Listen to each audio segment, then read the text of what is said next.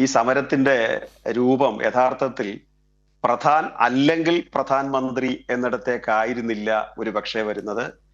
പ്രധാനെ അവർ വിട്ടിട്ട് പ്രധാനമന്ത്രി തന്നെ രാജിവെക്കണം എന്ന ആവശ്യത്തിലേക്ക് വരുമായിരുന്നു. അപ്പോ ഒന്നുകിൽ ധർമ്മേന്ദ്ര പ്രധാൻ അല്ലെങ്കിൽ നരേന്ദ്രമോദി എന്നിടത്തേക്കായിരുന്നില്ല ഒരു പക്ഷേ ഇത് വരുന്നത്. ഇത് ധർമ്മേന്ദ്ര പ്രധാൻ അല്ല, ഉപ്പിലിട്ടത് ഞങ്ങൾക്ക് വേണ്ട, ഉപ്പ് തന്നെ പിടിക്കാൻ പോവുകയാണ് ഞങ്ങൾ എന്നൊരു പ്രശ്നം അതിൽ വരുമായിരുന്നു എന്നുള്ളത് 100% ഉറപ്പാണ്. കാരണം ഈ പരമ്പരാഗതമായ പിന്തുണ നൽകുന്ന ആളുകളല്ല ഈ സമരത്തിനെ പിന്തുണയ്ക്കാൻ വന്നത്.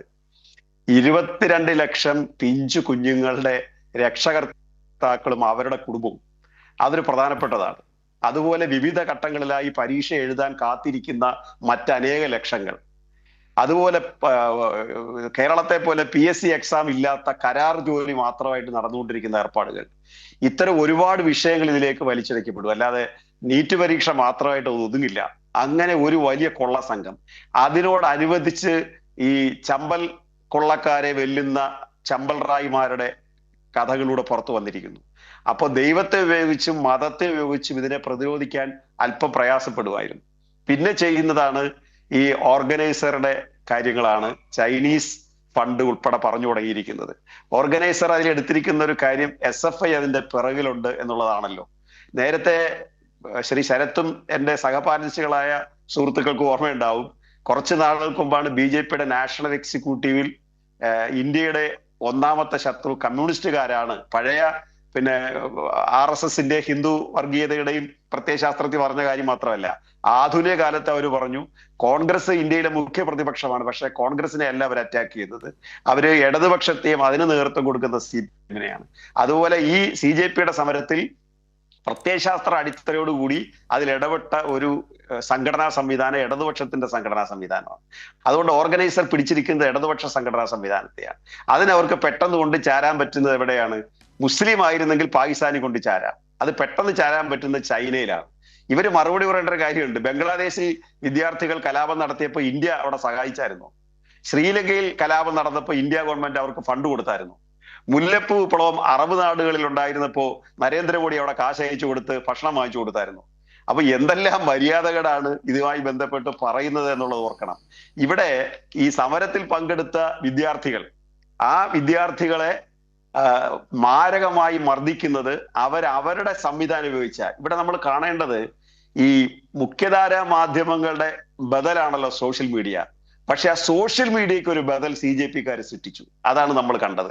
കാരണം ഇന്റർനെറ്റ് ഇല്ലാതാക്കി കഴിയുമ്പോൾ അത് അവിടെ അവസാനിക്കുകയല്ല. നമ്മൾ അക്കാര്യത്തിൽ ഈ ചെറുപ്പക്കാരനെയും അയാളുടെ കൂടുള്ള ആളുകളെയും പ്രത്യേകം അഭിനന്ദിക്കണം. അവര് നരേന്ദ്രമോദിയും RSS മനസ്സിൽ കണ്ടപ്പോ അവര് മാനത്ത് കണ്ടിട്ടാണ് ഈ വിമാനം ഇറങ്ങിയത് ഇവിടെ സമരം നടത്താൻ വേണ്ടി. അപ്പോ സ്വാഭാവികമായിട്ടും ഇതിന് ബദലായിട്ട് ഇന്നത്തെ കാലത്ത് എങ്ങനെയാണ് ജനങ്ങളെ അറിയിക്കേണ്ടത്, ഇവരിത് തടസ്സപ്പെടുത്തിയാൽ എന്ത് മാർഗമാണ് നമ്മുടെ മുമ്പിലുള്ളത് എന്നതുകൂടി അതിനകത്ത് കണ്ടു. അതുകൊണ്ട് ഈ ഇടതുപക്ഷത്തിനെതിരായിട്ടും മറ്റും ഇടതുപക്ഷ പ്രവർത്തനങ്ങളെ ഒളിച്ചു വെക്കാൻ ശ്രമിക്കുന്ന കേരളത്തിലെ ചില മുഖ്യധാരാ മാധ്യമങ്ങൾക്ക് കൂടിയുള്ള ഒരു മറുപടിയാണിത്. ഇടതുപക്ഷത്തിന് ഇതൊരു ആവേശം പകരുന്നുണ്ട്. കാരണം ഈ മാധ്യമങ്ങളെല്ലാം ഇടതുപക്ഷത്തെ തിരസ്കരിച്ചാലും മറ്റു ചില സംവിധാനങ്ങളിലൂടെ ഇടതുപക്ഷത്തിന്റെ പ്രവർത്തനങ്ങൾ ജനങ്ങളിൽ എത്തിക്കാനും ഇങ്ങനെ ഒരു സൗകര്യം കൂടി നമ്മുടെ മുമ്പിൽ വന്നിരിക്കുകയാണ്. അതുകൊണ്ട് നൂറ്റാണ്ടിന്റെ കഥ പറയുന്ന ചില പത്രങ്ങളും ചില ചാനലുകളും ഒക്കെ ഇതിൽ നിന്ന് പിന്മാറുന്നതായിരിക്കും അവർക്ക് നല്ലത് എന്നുള്ളതാണ്. കാരണം അവരും ഇതിനകത്ത് കുറ്റവാളികളായിട്ട് നിൽക്കുകയാണ്. ഇപ്പോൾ ഇതിന്റെ എല്ലാം ക്രെഡിറ്റ് എടുക്കാൻ ഓടി നടക്കുമ്പോൾ പല മാധ്യമങ്ങളും ഇതിൽ കുറ്റവാളികളായിട്ട് വരുന്നു എന്നുള്ളത് ചെറിയൊരു കാര്യമല്ല. പിന്നെ കേരളത്തിലെ സംഭവം, ഇത് വടക്കേന്ത്യയില് അല്ലെങ്കിൽ ഡൽഹിയില് ഇത്തരം സമരങ്ങളൊക്കെ നടത്തി അവരെ ഭീകരമായി മർദ്ദിക്കുമ്പോൾ നെയിം പ്ലേറ്റ് ഇല്ലാത്ത പോലീസുകാർ വന്ന് മർദ്ദിക്കുക, അതുപോലെ RSS ശാഖയിൽ നിന്ന് യൂണിഫോം ഇട്ടുകൊണ്ട് വന്നവർ മർദ്ദിക്കുക. ആരെയാ പ്രത്യേകിച്ച് മർദ്ദിപ്പിക്കുന്നത്? ആൺകുട്ടികളെ മാത്രമല്ല, പെൺകുട്ടികളുടെ ശരീരഭാഗത്ത് പ്രത്യേക സ്ഥലത്ത് ലാത്തി കൊണ്ട് കുത്തുക. എന്തോ ഇതൊക്കെ ഉദ്ദേശിക്കുന്നത്? ഇതെല്ലാം ക്യാമറയിലുണ്ട്. പ്രത്യേക സ്ഥലത്ത് കുത്തുക. ഇവിടെ ഈ കാര്യം പരിശോധിക്കാൻ ചെല്ലുമ്പോ റിട്ടയർ ആയി കഴിഞ്ഞാൽ ഗവർണറാണോ താൻ അതോ കേന്ദ്രമന്ത്രിസഭയിൽ വരുവോ എന്ന് ഓരോ ദിവസവും ടെലിഫോൺ ചെയ്ത് RSS ആഫീസിലേക്ക് BJP ആഫീസിലേക്ക് ചോദിച്ചുകൊണ്ടിരിക്കുന്ന ചില ജഡ്ജിമാരുണ്ട് നമ്മുടെ നാട്ടിൽ. ആ ഒരു ജഡ്ജിയുടെ കാഷ്വൽ ആയിട്ടുള്ള ഒരു വൃത്തികെട്ട കമന്റ് ആണല്ലോ ഇങ്ങനെ ഒരു വലിയ പ്രസ്ഥാനം ഉണ്ടാകാൻ കാരണമായത് തന്നെ. അതിന് CJP അദ്ദേഹത്തോട് നന്ദി പറഞ്ഞിട്ടുണ്ട്. അപ്പോ നമ്മുടെ സുപ്രീം കോടതിയിൽ ഉൾപ്പെടെ കയറി ചടഞ്ഞുകൂടിയിരുന്ന് ലക്ഷക്കണക്കിന് രൂപ സാലറി വാങ്ങിച്ച് ഭരണഘടനയുടെ മുഖത്ത് കാക്കിച്ചു തുപ്പുന്ന ഇത്തരം അവതാരങ്ങൾക്കുള്ള ഇത് രാഷ്ട്രീയ നേതൃത്വത്തിന് മാത്രമല്ല, ഭരണ നേതൃത്വത്തിന് മാത്രമല്ല, ഇന്ത്യയുടെ ഭരണാധികാരിയായ സുപ്രീമായ പ്രധാനമന്ത്രിക്കെതിരായിട്ട് മാത്രമല്ല, മറിച്ച് ഭരണഘടനയുടെ കാവൽക്കാരായി നിൽക്കേണ്ടുന്ന ഭരണഘടനാ സ്ഥാപനത്തിന്റെ ഉത്തുംഗതയിൽ ഇരിക്കുന്ന സുപ്രീം കോടതി ജസ്റ്റിസുമാരുടെ അല്ലെങ്കിൽ സുപ്രീം കോടതി അധികാരികളുടെ മുഖത്ത് തുപ്പിയ കാക്കിച്ചു തുപ്പിയും കൂടെയാണ് ഈ സമരം അവസാനിക്കുന്നത് എന്നുകൂടി അവർ മനസ്സിലാക്കുന്നത് നല്ലതാ. ഏത് കേസ് നമുക്കെല്ലാം എതിരായിട്ട് വന്നാലും അത് പറയാതിരിക്കാൻ പറ്റില്ല. കേരളത്തിൽ എന്തായി ചെയ്യുന്നത്? കേരളത്തിൽ ഇതിന് പിന്തുണ പ്രഖ്യാപിച്ചുകൊണ്ട് ഇടതു വിദ്യാർത്ഥി സംഘടനകളാണല്ലോ ശക്തമായിട്ട് വന്നത്. അവരുടെ പേരിൽ കേസെടുക്കുകയാണ്. അവർ ഏത് പോലീസിനെ ആക്രമിച്ചു? ഏത് പാർട്ടി ഓഫീസ് ആക്രമിച്ചു? ഏത് കോടതി മുമ്പിൽ അവർ സമരം ചെയ്ത് അവിടെ ആക്രമണം നടത്തി? അവരിതിന് ഐക്യദാർഢ്യം പ്രഖ്യാപിച്ചതല്ലേ ഉള്ളൂ. അപ്പൊ രാജാവിനേക്കാൾ വലിയ രാജഭക്തിയാണ് ഇവിടെ അത് കാണിക്കുന്നത്.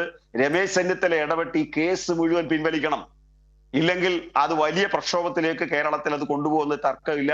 അതിനകത്ത് വിട്ടുവീഴ്ച ചെയ്യുന്ന പ്രശ്നമില്ല. കാരണം അത് മറ്റൊരു സ്ഥലത്ത് നടന്ന സമരത്തിന് ഐക്യദാർഢ്യം പ്രഖ്യാപിച്ചുകൊണ്ട് നടന്ന സമരമാണ്. ആ സമരത്തിന്റെ നേട്ടത്തെ ഇപ്പോ കോൺഗ്രസ് എന്താ കേരളത്തിലെ അവരുടെ മാധ്യമങ്ങൾ എഴുതുന്നത്? രാഹുൽ ഗാന്ധി പട്ടായയിൽ നിന്ന് പറന്നു വന്ന് ഈ രാഹുൽ ഗാന്ധി ശ്രീ ശരത്ത് ഇതുവരെ നമുക്കറിയാമല്ലോ ഈ ജന്തർ മന്ത്രിൽ പോയില്ല. അതിനുശേഷം ക്ലീൻ ചെയ്തിട്ട് പോലും അതിലേക്കൂടെ അദ്ദേഹം യാത്ര പോലും ചെയ്തിട്ടില്ലെന്ന് അറിയുന്നത്.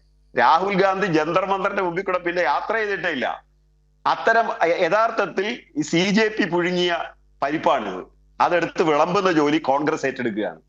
അതാണ് അവിടെ ചെയ്തുകൊണ്ടിരിക്കുന്നത്. ആയിക്കോട്ടെ, ഇപ്പം ഈ ഒരു കാര്യത്തിൽ പ്രതിപക്ഷ ഐക്യത്തിന് ഒരു വിള്ളലും ഉണ്ടാകാൻ നമ്മൾ യഥാർത്ഥത്തിൽ ഉദ്ദേശിക്കുന്നില്ല. പക്ഷെ ഇവിടെ സംഭവിച്ചിരിക്കുന്നത് കമ്മ്യൂണിസ്റ്റുകാർ നിയോ ഫാസിസമാണ് ഇന്ത്യയിൽ വന്നത് എന്ന് പറഞ്ഞപ്പോൾ അത് മനസ്സിലാകാത്ത പലരും ഉണ്ടായിരുന്നു. നിയോ ഫാസിസം എന്ന് പറയുമ്പോൾ ഫാസിസ്റ്റുകൾ ജർമ്മനിയിലും ഇറ്റലിയിലും സ്വീകരിച്ച സമീപനത്തിൽ നിന്ന് വ്യത്യസ്തമാണ്. ഇപ്പോ പുതിയ കാലമാണ്. ആ കാലത്ത് എങ്ങനെയാണ് ഫാസിസ്റ്റുകൾ പ്രവർത്തിക്കുന്നത് അത് ആണ് നമ്മൾ മുന്നോട്ട് വെച്ചൊരാശയം. അത് മനസ്സിലായില്ല. ഒരു കാര്യം കൂടി ഞാൻ പറയാം, എക്സാഗ്രേറ്റ് ചെയ്യുന്നില്ല. അത് പറഞ്ഞ് അവസാനിപ്പിക്കാം. ദശാവതാരത്തിൽ ഒരു മാറ്റം വരും ശ്രീ ശരത്തെ. ദശാവതാരം എന്ന് പറഞ്ഞാൽ ഈ 10 അവതാരത്തിൽ ഒന്നുകിൽ ഒന്നിനെ അവർ ഡിലീറ്റ് ചെയ്യും, അല്ലെങ്കിൽ അവർ ഒരെണ്ണം കൂടി വർദ്ധിപ്പിച്ചുകൊണ്ട് പാർലമെന്റിൽ ചിലപ്പോൾ നിയമം കൊണ്ടുവരും. ദശാവതാരത്തിന്റെ നമ്പർ മാറ്റിയിരിക്കുന്നു എന്ന് പറഞ്ഞിട്ട്. കാരണം നരേന്ദ്രമോദി ദീർഘകാലം BJPയുടെ പ്രധാനമന്ത്രിയായിട്ടിരിക്കില്ല. അടുത്ത ആളുകൾ ശബ്ദം ഉണ്ടാക്കി തുടങ്ങിയിരിക്കുന്നു. അപ്പൊ നരേന്ദ്രമോദിയെ ഒതുക്കിയിരുത്താൻ പോകുന്നത് അദ്ദേഹം ദശാവതാരത്തിൽപ്പെട്ട ആളാണ് എന്ന് പറഞ്ഞാണ് ഒതുക്കിയിരുത്താൻ പോകുന്നത്. അതുകൊണ്ട് അദ്ദേഹം ചോദ്യങ്ങൾക്ക് വിധേയനാവില്ല, പത്രസമ്മേളനം നടത്തത്തില്ല, അദ്ദേഹം ആകാശവാണി പോലെ അങ്ങോട്ട് പറഞ്ഞുകൊണ്ടിരിക്കും. ആ ഒരു കോൺസെപ്റ്റ് കൂടി ഇന്ത്യ രാജ്യത്ത് സംഭവിക്കാൻ പോവുകയാണ്.